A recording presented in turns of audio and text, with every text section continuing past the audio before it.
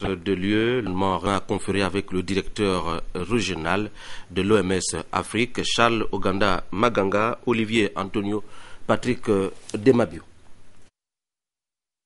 Les problèmes de santé publique au Gabon et dans la Corne de l'Afrique ont été largement évoqués hier soir au cours de l'audience que le Premier ministre, chef du gouvernement, Raymond Ndongsima, a accordée au directeur régional de l'Organisation mondiale de la santé pour l'Afrique, Louis Gomez Sambo, dont l'organisme s'apprête à tenir une conférence sur la santé dans les pays forestiers. Les maladies comme les fièvres hémorragiques, Ebola, la fièvre Marburg, et surtout les zoonoses. Les zoonoses épidémiques qui surviennent de façon récurrente dans certains pays forestiers de la région et d'autres qui ont besoin d'une attention particulière parce que nous devons regarder l'interface entre l'homme, l'animal et l'environnement et cela interpelle plusieurs secteurs du développement.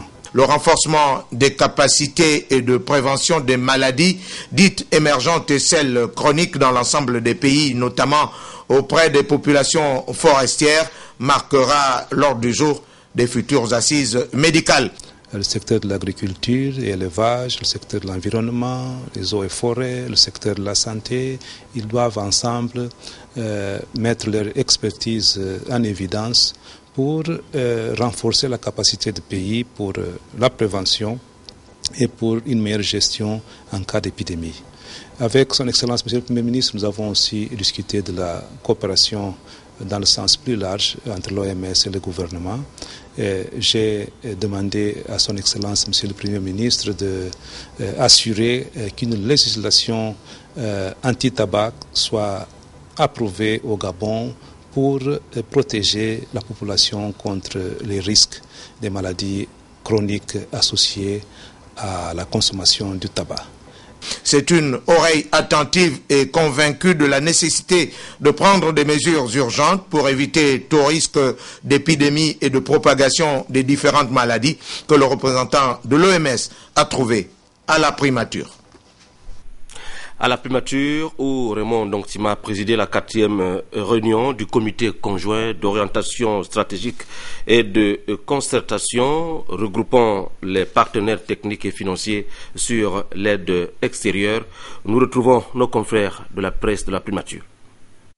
La 4e réunion du comité conjoint d'orientation stratégique et de concertation qui s'est ouverte ce mercredi matin à l'hôtel Rendama intervient un an après la dernière du genre tenue en avril 2011. C'est le Premier ministre, chef du gouvernement, Raymond Ndongsima, qui a présidé les travaux de ce comité conjoint gouvernement partenaire technique et financier sur l'aide extérieure créée en 2010. Le chef du gouvernement, qui était entouré de plusieurs membres de son cabinet, a tout d'abord tenu à marquer le cadre de cette rencontre. La nouvelle politique de l'émergence que prône le président de la République, son Excellence Ali Bongo Ondimba, et que mon gouvernement est chargé de mettre en œuvre, est une politique ambitieuse. C'est pourquoi des initiatives comme celle qui nous réunit ce matin revêtent une importance capitale à nos yeux, car elles nous permettent de lever beaucoup d'entraves à notre développement en nous inspirant des expériences des autres. La présence dans plusieurs pays, des institutions et des pays que vous représentez est assurément un avantage comparatif dont nous voulons et nous devons tirer le meilleur parti. Pour rester conformes aux ambitions que nous nous sommes fixées, nous devons davantage dynamiser notre économie pour atteindre à moyen terme un taux de croissance à 2 chiffres. C'est un défi considérable. Au nom de tous les partenaires techniques et financiers, Mme Ulrika Richardson-Goldensky, représentante du PNUD, a quant à elle dit toute la volonté des partenaires au développement à assurer avec cohérence et efficacité leur appui à la réalisation des projets du gouvernement gabonais. Notre rencontre aujourd'hui revêt un caractère particulier et l'ordre du jour en atteste, dans la mesure où nous allons avoir l'opportunité de faire un bilan des actions entreprises dans le cadre de la coordination conjointe de l'aide. Je voudrais réitérer solennellement la disponibilité des partenaires au développement présents ici à apporter notre appui aux multiples activités sectorielles qui sous-tendent votre ambitieux programme de développement décliné sous le guide du chef de l'État et par vous-même. Je citerai notamment le schéma directeur national d'infrastructure et les autres programmes touchant notamment au secteur de l'éducation, du logement, de la santé, de l'eau, de l'assainissement et de l'énergie.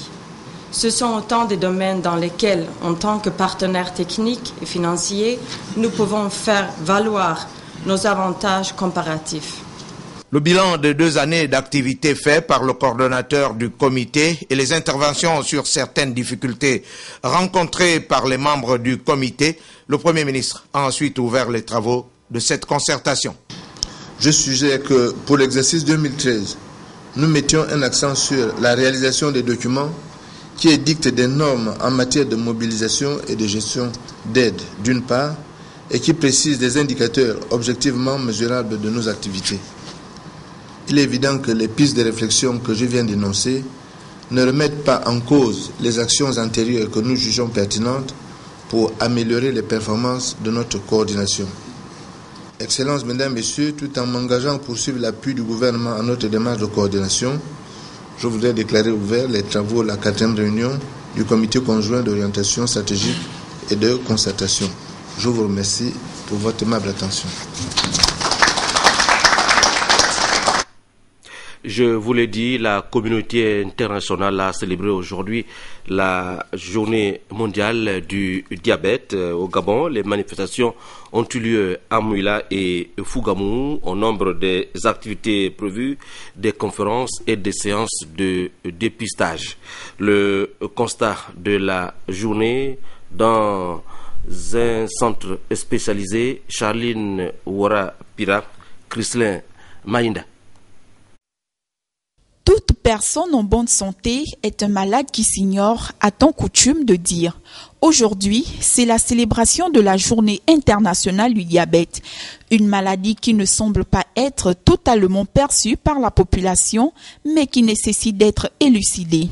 Le diabète est une maladie qui est due à un excès de glucose dans le sang. Le glucose, c'est du sucre. Il faut dire qu'il y a des causes endogènes, donc à l'intérieur de notre corps, et des causes exogènes, l'environnement. Dans les causes endogènes, c'est le mauvais fonctionnement du pancréas. Le pancréas est un organe qui participe à la digestion des aliments. Et lorsque les aliments que nous mangeons contiennent du sucre, si ce taux s'élève dans le sang, le pancréas fabrique une hormone qu'on appelle l'insuline. Et l'insuline baisse le taux de sucre dans le sang. Les causes exogènes, il faut dire que l'alimentation intervient beaucoup dans l'apparition de cette affection. 10% de la population gabonaise est touchée par le diabète. Au regard de ces chiffres, des mesures de prévention ont été mises en place afin de lutter efficacement contre cette maladie. L'obésité est mise en cause. Nous mangeons trop gras, trop sucré, trop salé et nous ne nous dépensons plus du tout. Alors il y a la soif intense, l'envie de boire, on boit beaucoup, on urine beaucoup, on peut aller à 7 fois en moins d'1 heure, on maigrit, on est fatigué. La prévention, en fait, il faut apprendre à se dépister régulièrement. Même si on n'a pas eu des parents diabétiques, il faut apprendre à se dépister. Au Gabon, nous avons une bonne prise en charge des diabétiques par le centre de diabétologie que je dirige. L'État nous fournit les 3/4 des médicaments nécessaires. Il ne reste qu'à compléter le reste dans la formation du personnel. Même si les efforts sont déployés par les autorités pour la lutte contre le diabète, il n'en demeure pas moins que cela doit s'accompagner d'une alimentation saine. À verser dans ce volet l'offre des soins de qualité aux populations qui prend de plus en plus forme dans notre pays avec, vous le savez, le lancement il y a quelques jours des activités du centre hospitalier universitaire d'Angondje, la volonté du président de la République de construire des hôpitaux publics de pointe se traduit aujourd'hui en actes sur le terrain. Le constat est de Jerry Mbougou Bivugou, Richard Moubiwa Massissé. Il a fallu 2 ans pour construire le centre hospitalier universitaire d'Angondje. Au final, c'est une élégante architecture qui s'étend sur une superficie d'environ 14 500 mètres carrés.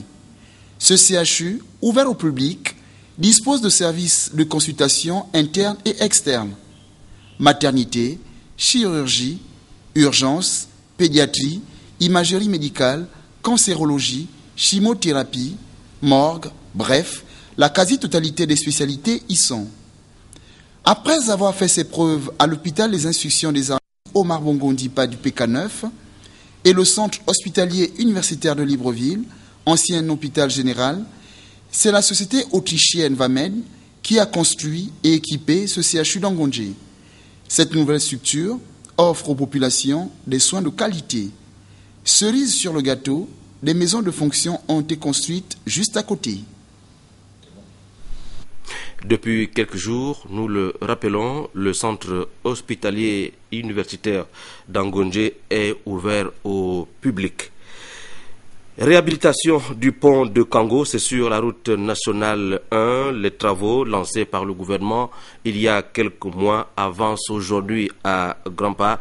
Ce matin, nos équipes de reportage se sont rendues sur le lieu où ils ont pu constater la traduction, la volonté des plus hautes autorités de la République de répondre favorablement face aux attentes des populations gabonaises.